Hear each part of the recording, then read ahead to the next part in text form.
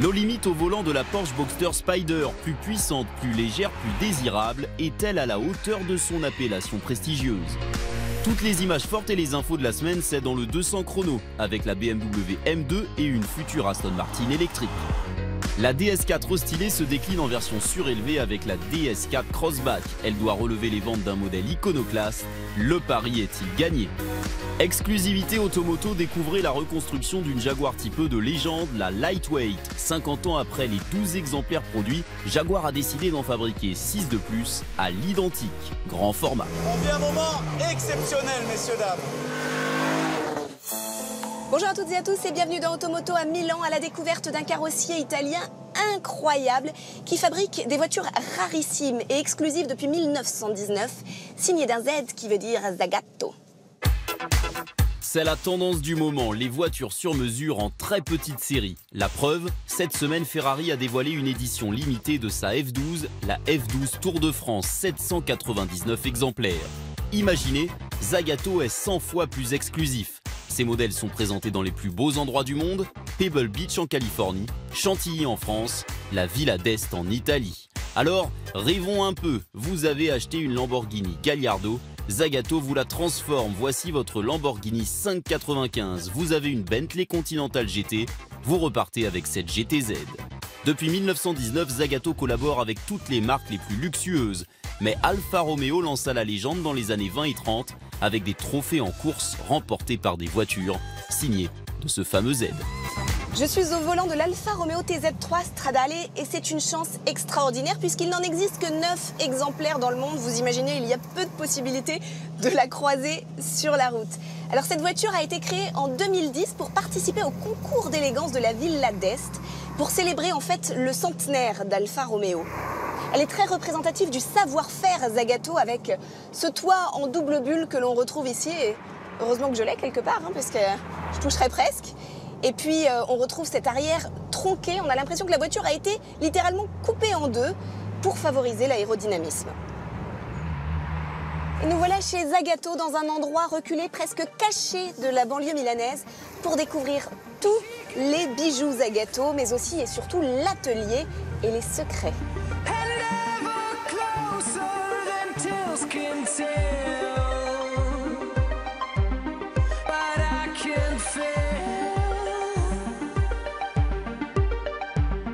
Avant de vous présenter les dernières nouveautés, petite question, comment rendre une Porsche Boxster encore plus désirable? En la transformant en version exclusive Spyder.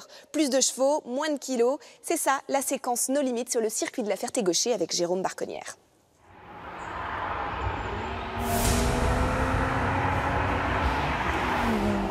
N'y allons pas par 4 chemins, le prix de ce Boxster est indécent. 82 430 € et encore sans les options. Pourtant, Porsche n'aura aucune difficulté à le vendre. Au contraire même, les acheteurs risquent bien de se bousculer pour s'offrir ce roadster tout blanc. Son secret, c'est son exclusivité. Les plus connaisseurs d'entre vous auront certainement remarqué sa ligne pas tout à fait habituelle. Et bien tout ça, c'est fait exprès. Et puis il y a aussi le rêve. Ah, Spyder. Ça vous parle forcément.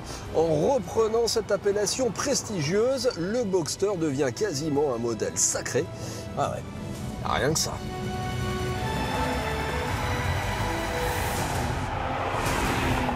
Spyder chez Porsche, ça remonte à 1953. La 550 Spyder est à cette époque le modèle le plus sportif de Porsche. Sans toit en dur, ni capote, une voiture mythique, malheureusement rendue célèbre par l'acteur américain James Dean, qui se tuera en 1955 au volant de son exemplaire. Peu de Porsche ont eu le privilège de cette appellation. Récemment, il y a eu l'ancienne génération du Boxster et bien sûr l'Hypercar 918. Mais alors, qu'a-t-il de si particulier, notre Boxster Spyder? En haut, une version normale, en bas, le Spyder. Il y a bien sûr un plus gros bouclier bien agressif, un aileron en forme de queue de canard superbe ou encore ce capot arrière à double bossage splendide. Et puis surtout, il y a cette capote avec des attaches très loin derrière qui donnent à ce Spyder cette ligne magnifique. Mais elle est manuelle, bah oui, un moteur électrique. C'est C'est trop lourd. Hop.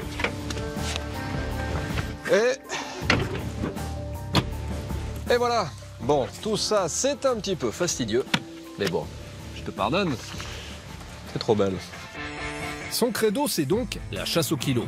À l'intérieur, pas de climatisation ni d'autoradio, mais les deux restent disponibles en option gratuite, comme ici, sur notre version. Les poignées de porte sont en tissu, les baquets, eux, en carbone, bilan 1315 kg. Le Spider, c'est le plus léger des Boxster. Bon, les châteaux, les roues sur les graviers, c'est sympa, mais le Spider est-il un vrai sportif? Direction le circuit de la Ferté-Gaucher.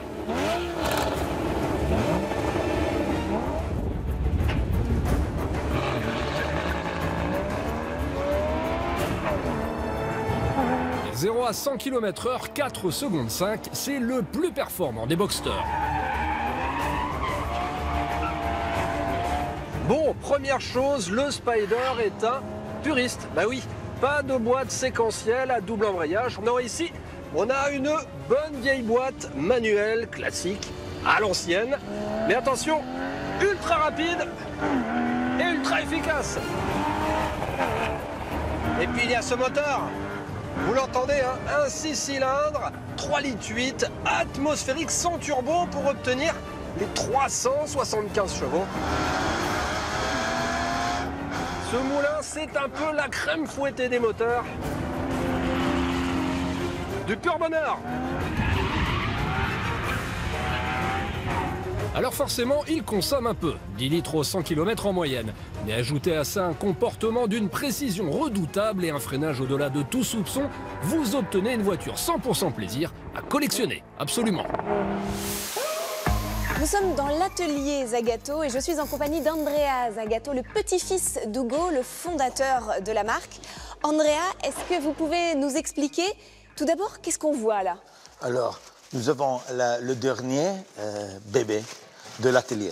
Elle s'appelle la Mostro. C'est un modèle qui s'inspire d'une voiture que l'on a fabriquée dans les années 50 à la demande de Stirling Moss, le pilote. Il voulait affronter Jaguar et Ferrari aux 24 heures du Mans. Il a alors demandé à mon grand-père une Maserati Zagato. Et l'an dernier, pour les 100 ans de Maserati, on a redessiné cette voiture de 1957. Combien de temps cela vous prend pour fabriquer une voiture comme celle-ci? La mise au point du projet a pris 6 mois et il faut 4 mois pour construire un exemplaire. La Mostro utilise un moteur Maserati V8 de 420 chevaux pour un poids de 1000 kg. La carrosserie est en carbone et le châssis est dérivé de la supercar belge, la Gilet Vertigo. Qui sont vos clients? Eh bien, je dis toujours que ce sont les gens les plus intelligents du monde, parce que toutes nos voitures prennent de la valeur. C'est un bon investissement. Et est-ce que vous pouvez nous parler du prix? Nous essayons toujours d'être sous le million d'euros. Et voici peut-être la Zagato la plus chère de toutes, la première Aston Martin dessinée par le carrossier italien, la DB4 GTZ. Elle sera vendue aux enchères en décembre et elle est estimée à plus de 14 millions d'euros. Andrea Zagato, une dernière question. Je vois aussi une voiture très étrange, juste à côté de nous. Vous pouvez nous dire ce que c'est? Alors ça n'a rien à voir, c'est un projet de design pour une société chinoise qui veut construire une voiture électrique concurrente de la Tesla.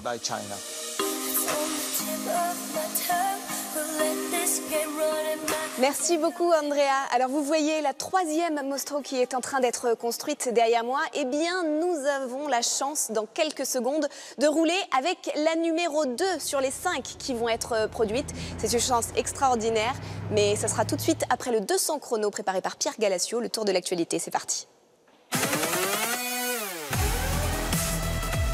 Commençons ce 200 chrono avec ce qu'on appelle une bombinette, c'est-à-dire une petite voiture mais super puissante. Le moteur 6 cylindres de cette BMW M2 affiche 370 chevaux pour 1,5 tonne. Sur circuit, vous pourrez atteindre 250 km/h et accélérer de 0 à 100 en 4 secondes 3. Le prix est encore inconnu mais sans doute aux alentours de 60 000 euros.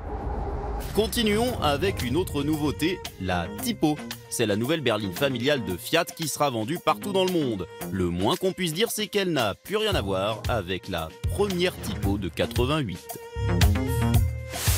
Mercredi, le gouvernement a annoncé le rapprochement de la fiscalité du diesel sur celle de l'essence, et ce dès l'an prochain.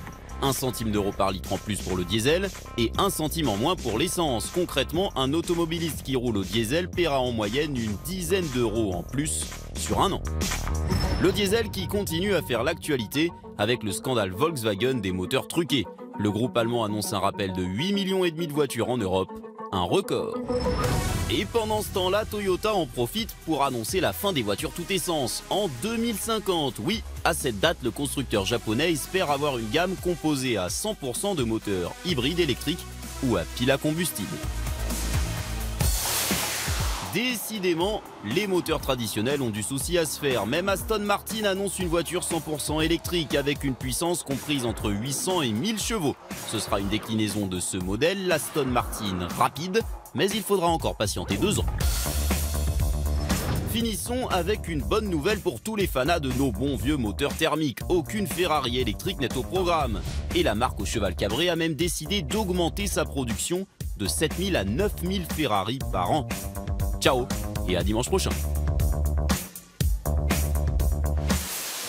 Nous voici près des 2 derniers chefs-d'œuvre de Zagato, l'Aston Martin Shooting Brake et la Mostro, en compagnie du directeur du design, monsieur Stéphane Schwartz. C'est un Français, il faut le souligner, ça fait toujours plaisir. Stéphane, expliquez-nous en quelques mots, c'est quoi la griffe Zagato? C'est des voitures de sport, c'est 2 portes, c'est la performance sans concession, sans compromis, et c'est une recherche de pureté, d'être essentiel dans la définition du design de la voiture. Alors nous avons là clairement 2 philosophies différentes. On a le Shooting Brake pour la route et puis on a la Mostro pour le côté un peu plus sport sur circuit. En quoi elles se rejoignent ces 2 voitures? En quoi elles diffèrent? Celle-ci est beaucoup plus angulaire, tendue, aiguisée dans le traitement de tout le flanc. Elle a les doubles bulles classiques, qui est une forme de signature de la marque Zagato qu'on retrouve dans toute l'histoire de la marque. La Mostro, qui est motorisée par Maserati, elle est beaucoup plus dans la douceur, dans le galbe, presque comme un galet. Elle se termine à l'arrière d'une manière très arrondie. L'Aston Martin Virage Shooting Brake est un modèle unique dessiné l'an dernier par Stéphane Schwartz pour les 100 ans de la marque britannique. Une quinzaine de designers travaillent ici, des Italiens, mais aussi un jeune Français de 22 ans, Arnaud, et un Japonais. C'est lui qui a dessiné la Mostro. Et justement, la Mostro, nous allons avoir le plaisir de la découvrir plus en détail puisque nous allons rouler avec dans quelques instants. En attendant, place à l'essai de la semaine. Après avoir restylé sa DS4, la nouvelle marque française propose une version pour les baroudeurs, la DS4 Crossback. Que vaut-elle vraiment? C'est l'essai de la semaine avec Benoît Domps du côté d'Angers. C'est officiel, à l'occasion de son restylage, la DS4 abandonne définitivement l'appellation Citroën. Deuxième modèle de la gamme, la DS4 n'a pas eu la réussite commerciale attendue. Du coup, chez DS, on a décidé de surfer sur le succès du segment à la mode, celui des crossovers compacts. Pour affirmer ce nouveau style, la DS4 Crossback reprend tous les éléments d'un baroudeur. Barre de toit, passage de roue souligné en noir et garde au sol rehaussé de 3 cm. La nouvelle calandre reprend la forme rectangulaire de la DS5 et les optiques à diode et à xénon ont été redessinées. Dictées par le design plongeant de la DS4, les petites portes et la découpe du pavillon ne facilitent pas l'accès. Une fois assis, les passagers manquent d'espace pour les jambes. Autre énorme point noir, les vitres arrière, comme dans la génération précédente, ne peuvent pas s'ouvrir. Oui, vous l'avez bien entendu, les vitres arrière sont condamnées, un handicap énorme, surtout pour une voiture qui se veut familiale. Côté coffre, 359 litres disponibles, aussi bien qu'une BMW Série 1 ou qu'une Mercedes GLA. La grosse évolution à l'intérieur se passe à l'avant, avec l'arrivée de la planche de bord partagée avec le C4 Picasso. L'écran central devient tactile pour en faciliter l'usage. Désormais, la DS4 se veut intelligente. Regardez, je branche mon portable et je peux retrouver toutes les fonctions de mon smartphone directement sur l'écran. Mais la grosse nouveauté, c'est la reconnaissance vocale. Regardez, je peux carrément envoyer un message à Claudia. Que voulez-vous dire à Claudia? N'oublie pas de regarder Automoto. Et voilà, je n'ai appuyé sur absolument aucun bouton.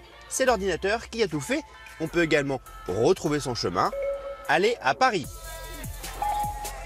Encore une fois, je n'ai appuyé sur aucun bouton. Je peux garder la vue sur la route sans avoir à toucher à l'écran tactile. Alors, dans cette DS4 Crossback, on a une position un peu plus haute. L'assise est un peu ferme, mais on est très bien maintenu dans les sièges. Mais ce qui frappe vraiment, c'est la luminosité dans l'habitacle grâce à ce toit panoramique. C'est net, chez DS, on a travaillé sur les suspensions. Cette DS4 Crossback est plus confortable. En termes de comportement routier, elle se rapproche plus d'une berline que d'un crossover. Le train avant est efficace, la direction précise et le freinage mordant. Dans cette version 180 chevaux, on a du couple, vous l'entendez. On peut même peut-être regretter que le moteur soit un tout petit peu trop bruyant. Mais là, on a fait énormément de progrès. C'est au niveau de la boîte de vitesse avec ce petit bouton sport qui permet de passer les rapports très rapidement et sans à-coups. Sous le capot, le Blue HDI de 180 chevaux ne rejette que 113 grammes de CO2. Du coup, cette Crossback n'est pas frappée par le malus. Côté équipement de sécurité, alerte de franchissement de ligne et surveillance d'angle mort. Le freinage automatique d'urgence en ville disponible sur la DS3 n'est malheureusement pas proposé. Malgré sa garde au sol surélevée, le Crossback n'est pas un baroudeur, mais son système de traction intelligent permettra de réduire le patinage dans les conditions les plus difficiles. En ville, le champ de vision à l'arrière est toujours réduit, mais désormais, DS propose une caméra de recul bien utile. Confortable, dynamique et très bien équipée en système de connectivité, cette Crossback nous aura déçus par l'insonorisation de son moteur et l'accueil limité qu'elle propose aux passagers arrière. À mi-chemin entre une compacte et un crossover, la Crossback n'a qu'un concurrent, le Volvo V40 Cross Country. Objectif pour cette Crossback, faire remonter les ventes de la DS4, commercialisation le mois prochain.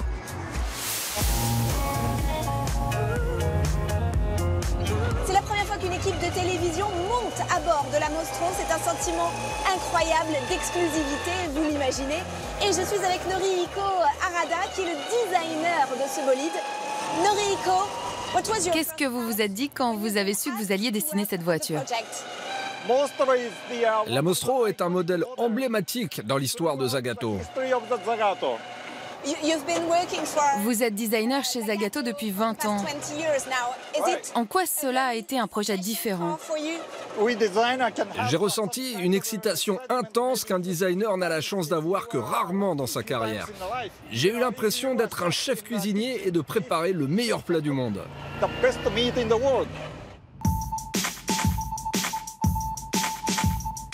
Juste une dernière question pour nos téléspectateurs. Est-ce que vous pouvez nous redessiner une voiture française?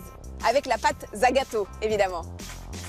C'est une petite voiture française avec une bonne bouille et je l'adore depuis que je suis petit. C'est l'Ami 6 de Citroën.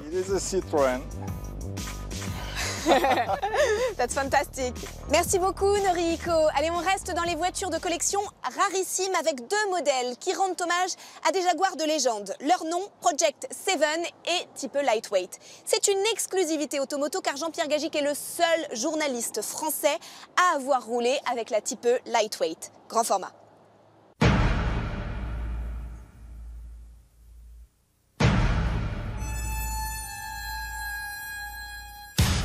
C'est l'une des plus belles voitures du moment, l'une des plus rares aussi.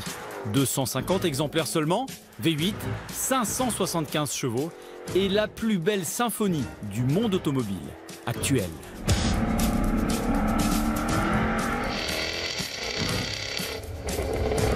Son nom, Jaguar, Project 7.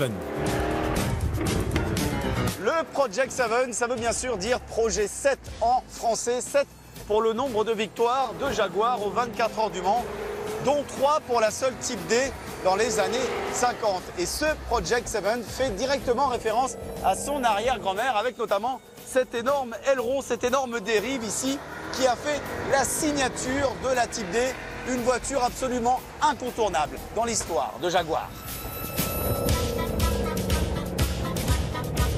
La Type D a écrasé la concurrence dans les épreuves d'endurance en 55, 56 et 57. Cette grande dérive si caractéristique améliorait la stabilité à grande vitesse. La Type D, aussi belle que performante. À 160 000 € pièce, tous les Project 7 ont été vendus en quelques jours. Mais en termes d'hommage à son histoire, chez Jaguar, on a fait encore mieux.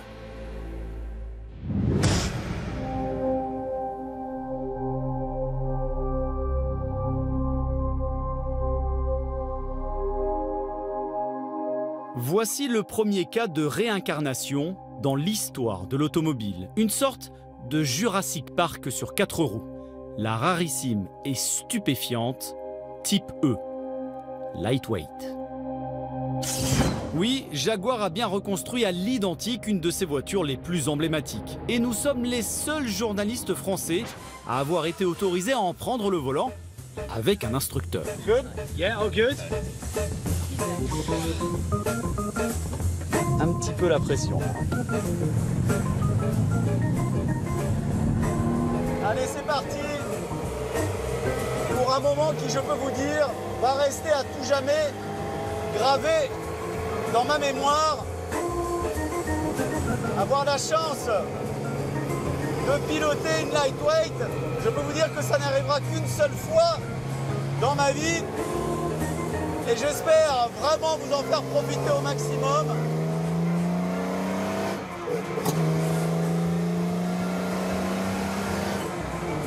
Alors dès les premiers tours de roue, on s'aperçoit que ça se comporte exactement, mais exactement comme une ancienne Type E, vraiment.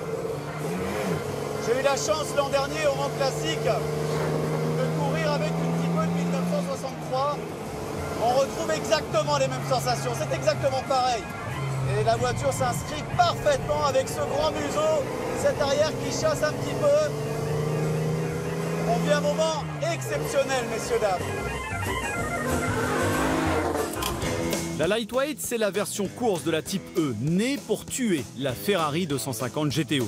Des Type E en alu, avec le moteur XK de la Type D, une bête de course produite à seulement 12 exemplaires, car faute d'un véritable programme sportif, le projet s'arrête en 1964. Les voitures, elles, entrent dans la légende. Mais il y a 3 ans, les archivistes de Jaguar confirment la rumeur qui courait chez le constructeur anglais. Toutes les lightweight de l'époque n'auraient pas été fabriquées. Selon ces clichés exclusifs que nous avons récupérés et animés, la clé se trouve dans ce registre d'époque consacré au lightweight où 6 colonnes avec les numéros de châssis sont restées vides. Dans le plus grand secret, Jaguar décide donc de relancer la production des 6 Type E lightweight restantes, 50 ans après l'arrêt du programme. Nous voilà devant un des bâtiments qui abrite les fameuses lightweight. Alors ici, interdiction totale de filmer. C'est pour ça qu'on le fait un peu à l'arrache, hein, avec une GoPro. Regardez, on nous a même emballé complètement nos téléphones pour ne pas prendre de photos ni filmer. Et oui, c'est ça l'exclusivité. Caché à Browns Lane, là où ont été construites les premières lightweight, une équipe triée sur le volet travaille à la main pour recréer à l'identique la voiture. 15 semaines ont été nécessaires pour scanner entièrement des types E afin d'avoir les proportions parfaites. L'aluminium est quasi le même qu'il y a 50 ans, tout comme les milliers de rivets assemblés par une équipe de 4 personnes qui met 2 mois à finir une voiture. Jaguar a été chercher les meilleurs spécialistes pour ces moteurs XK si particuliers, même le cuir et celui d'époque, tout, absolument tout, a été étudié dans les moindres détails.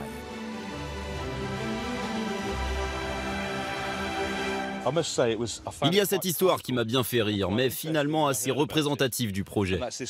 C'est ce petit panneau ici derrière la roue. Lors des 24 heures du Mans dans les années 60, la lightweight se fait épingler par les commissaires parce que ses pneus ne sont pas assez couverts. Les mécanos doivent improviser, ils utilisent un bidon d'huile coupé en deux et essaient d'en faire quelque chose d'à peu près aérodynamique. Et ça a marché. Et ça a marché, c'est passé à l'inspection. Du coup, la pièce est restée et on se devait nous aussi de l'installer. C'est incroyable, non ? Moins d'une tonne emmenée par les 350 chevaux du plus magnifique des 6 cylindres.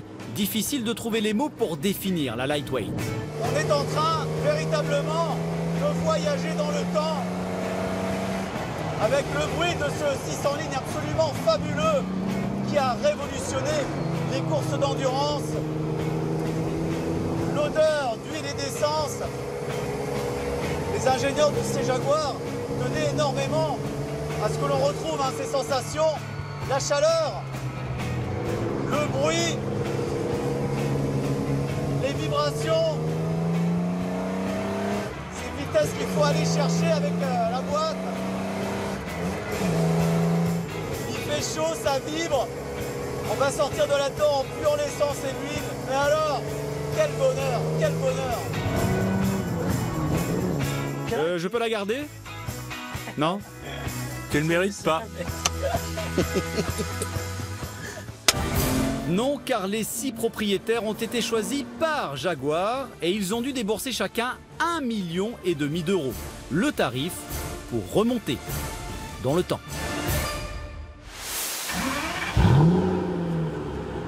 Je ne sais pas si vous avez fait votre choix parmi tous les bijoux proposés par Zagato. Moi, j'ai fait le mien. Je repars avec le shooting break.